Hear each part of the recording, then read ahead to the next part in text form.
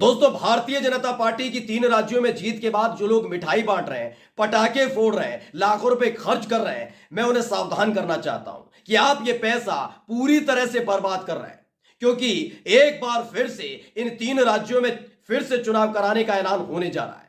ये बात मैं इसलिए कह रहा हूं क्योंकि इस पूरे मसले को लेकर न विपक्षी पार्टी की तरफ से कोई गया, न मुस्लिम समुदाय की तरफ से कोई गया, न कोई हारा हुआ प्रत्याशी गया, बल्कि वही लोग अब भारतीय जनता पार्टी के खिलाफ खड़े हो गए जिनके दम पर सत्ता में आने का ऐलान लगातार बीजेपी करती रही है। जी हां, साधु संत उन्हीं ने बीजेपी के खिलाफ मोर्चा खोल दिया है। उन्होंने साफ तौर पर कह दिया है कि इस तरीके से जो चुनाव हुआ, जो वोटिंग हुई, वोटिंग के बाद जो परिणाम आए, उसके बाद साफ जाहिर होता है कि बड़े स्तर पर धांधली हुई है।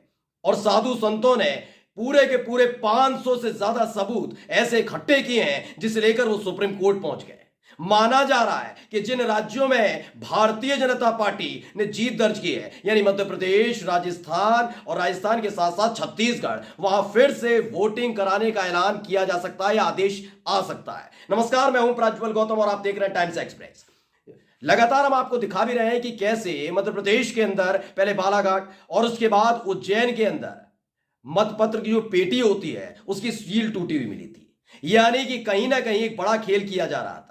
इन सब के बीच जब वोटिंग हो रही थी उस वक्त भी मध्य प्रदेश, राजस्थान, छत्तीसगढ़ से अलग अलग तस्वीरें निकलकर सामने आ रही थी। पहले से ही अंदेशा जताया जा रहा था कि कोई बड़ा खेला हुआ है, लेकिन फिर भी इंतजार था 3 दिसंबर का। और जैसे ही तारीख आई वैसे ही खुलासा हो गया कि छत्तीसगढ़, राजस्थान और तो और मध्य प्रदेश के अंदर वाकई खेला हुआ है। यह बात मैं क्यों कह रहा हूं? इसलिए क्योंकि अब साधु संत सड़क पर उतर आए।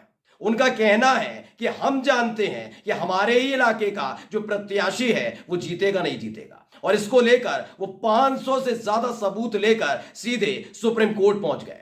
मैं उन साधु संतों से जो उन्होंने कहा वो सुनवाऊं, उन्होंने क्या चुनौती दी है, कैसे धज्जियां उड़ाकर रखती भारतीय जनता पार्टी की, वो बाद में दिखाऊंगा। लेकिन सबसे पहले जो सबसे जरूरी है वो आपको दिखाने जा रहा हूं। ये वीडियो देखिए पहले आप। दरअसल ये शाजापुर का वीडियो बताया जा रहा है जहां पर कांग्रेस प्रत्याशी को एक बीजेपी के प्रत्याशी ने महज 28 वोटों से हराया। कितने? 28। अब आप यकीन मानकर चलिए, इन 28 वोटों से अगर भारतीय जनता पार्टी का प्रत्याशी हार जाता तो यकीन मानिए रीवोटिंग भी कराई जा रही होती, रिकाउंटिंग भी कराई जा रही होती, तमाम जो साजो सामान लेकर अधिकारी खड़े हुए हैं वो यूं के तू खड़े रहते। वो इसलिए खड़े रहते क्योंकि जिम्मेदारी और जवाबदेही जो है वो दिल्ली वालों को देनी है। यानी शाजापुर विधानसभा पर जिस तरीके से भारतीय जनता पार्टी के प्रत्याशी ने कांग्रेस के प्रत्याशी को महज 28 वोटों से हराया, उसको लेकर जो कांग्रेस के प्रत्याशी के समर्थक थे उन्होंने रिकाउंटिंग की मांग की, लेकिन पहले ही सिरे में खारिज कर दिया गया कि किसी भी तरीके से रिकाउंटिंग नहीं होगी। जो वहां पर खड़े हुए थे उन्होंने हंगामा करना शुरू कर दिया, तो उन्हें खदेड़ना शुरू कर दिया। एक बार फिर से वीडियो देखिए।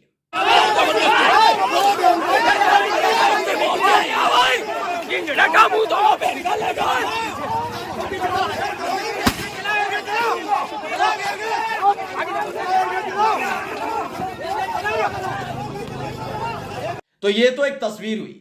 इसके साथ ही अब आपको सुनवाने जा रहा हूं कि कैसे एक संत ने, एक साधु ने सीधे तौर पर खुलासा किया है कि छत्तीसगढ़ हो, राजस्थान हो या फिर मध्य प्रदेश हो, खासकर मध्य प्रदेश का जिक्र किया है कि उसके पास 1 नहीं 2 नहीं 24 से ज्यादा वीडियो और 500 से ज्यादा ऐसे सबूत हैं जिसके आधार पर तय होता है कि किस तरीके से इन तीनों राज्यों में चुनाव के नाम पर धांधली की गई है।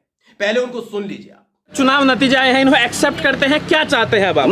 हमें जो चाहना था, हमने आज सुप्रीम कोर्ट के वकील से मिलके चुनाव आयोग के खिलाफ जो कंप्लेनें थी वो दे दी है।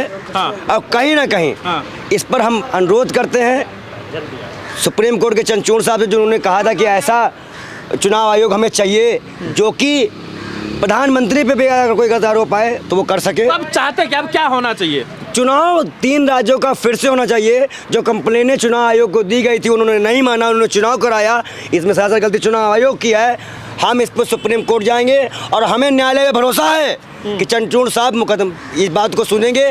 हमारे पास 24 वीडियो, 127 पेज अलग, 36 पेज अलग, कुल मिला के 532 पेजों की वो पूरा डाटा है जो नरेंद्र मोदी और अमित शाह की सांठगांठ से मामला है। हम सुप्रीम कोर्ट जाएंगे और सबूतों के आधार पे चुनाव फिर से कराएंगे। जो भी दागी और दोषी मंत्री होंगे, चाहे वो अमित शाह, नरेंद्र मोदी, कोई भी हो, वो उनको जेल में डालने का काम करेंगे। कहाँ कहाँ चाहते हैं चुनाव? मध्य प्रदेश, राजस्थान, छत्तीसगढ़? मध्य प्रदेश, राजस्थान, मध्य प्रदेश नंबर 1 करवाइए, हाँ। राजस्थान, छत्तीसगढ़, ये चुनाव फिर से होने चाहिए। ईवीएम को लेकर क्या है? ईवीएम, देखिए ईवीएम में धांधली नहीं हुई है, ईवीएम गायब ही कर दी गई है। बैन होना चाहिए, अपनी बैन। ईवीएम रखी गई है, इन्होंने अपनी ईवीएम रखी है, वो ईवीएम गायब कर दी जो कांग्रेस की वोट में थी।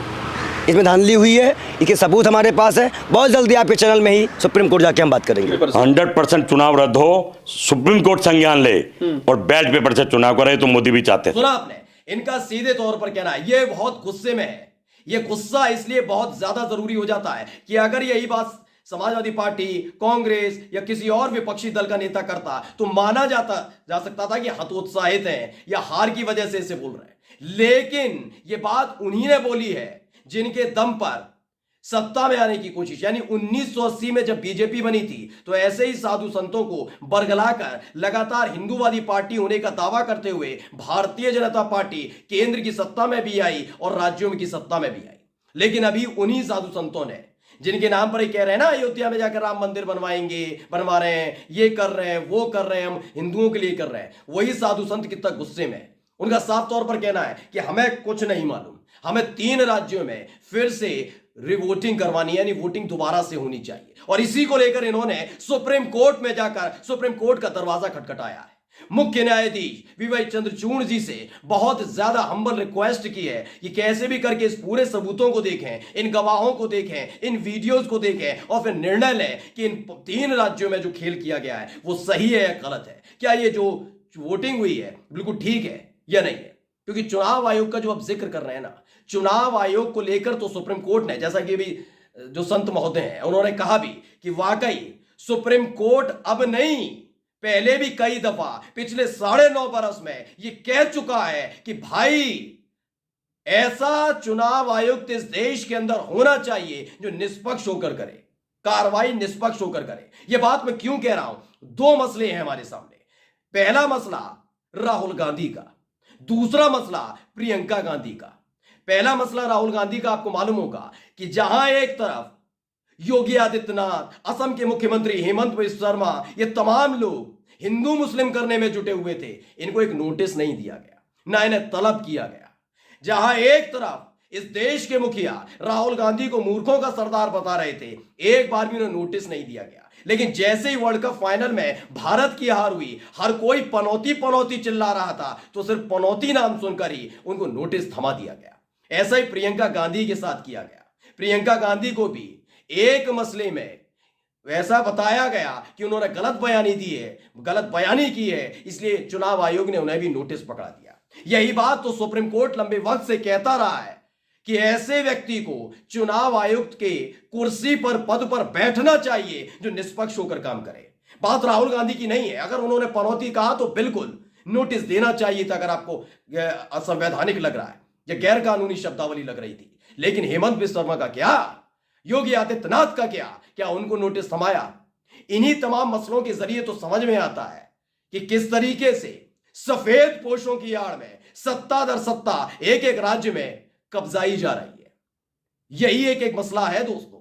बात आज मैं ईवीएम की करूंगा ही नहीं, मैं नहीं कहूंगा ईवीएम की, मैं नहीं कहूंगा, मैं विपक्ष की तरह नहीं बोलूंगा, लेकिन जो कह रहे हैं उसको सुनिएगा। आप अभी इसी वक्त गूगल जाकर कर लीजिएगा, आपको पता लग जाएगा इन्हीं 5 राज्यों में किसने सबसे ज्यादा जहरीले बयान दिए हैं, किसने सबसे ज्यादा गंदगी उगली है। लेकिन उसके बावजूद भी बीजेपी के कितने नेताओं के हाथ में नोटिस थमाया गया, वो आपको पता लग जाए। गूगल कर लीजिए एक बार। आपने तो पहचान ही लिया, मेरा नाम बता रहा हूं आपको। साहिब के बयान पर क्या उनको मिला नोटिस? मिला? नहीं मिला। हेमंत बिस्वा शर्मा को मिला? नहीं मिला। योगी आदित्यनाथ को मिला? नहीं मिला। जितने लोग हैं उनमें से किसी को नहीं मिला, सिर्फ राहुल गांधी और प्रियंका गांधी को मिला था। इसीलिए सवाल उठता है, क्योंकि उज्जैन वाली जो मैं वीडियो फिर से आपको दिखाने जा रहा हूं, इसे देखना बहुत ज्यादा जरूरी है। ये इसलिए जरूरी है क्योंकि ये ऐसे सबूत हैं जो सामने आए हैं, अब चुनाव आयोग के पास नहीं गए हैं, ये साधु संत सीधे सुप्रीम कोर्ट पहुंच गए। पहले वो वीडियो देखिए। तो ताले पे सील नहीं है। मतलब ये भाई बाकी सील से हमें कोई मतलब नहीं, ताले पे सील होना चाहिए। ताले पे सील जो थी वो कहाँ गई? टेप करना सब चीजें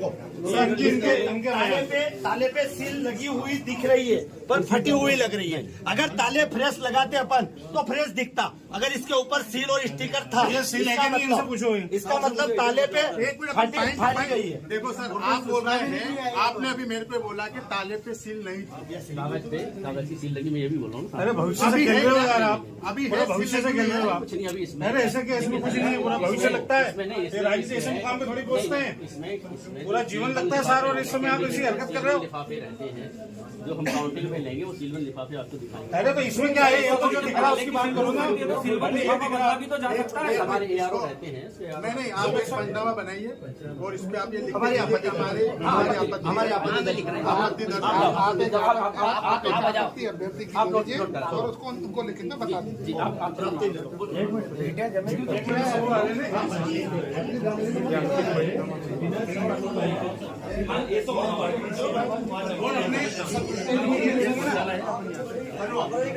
बाकी हम लोग बात करने पे बैठेंगे, बाकी हम लोग बात करने पे बैठेंगे।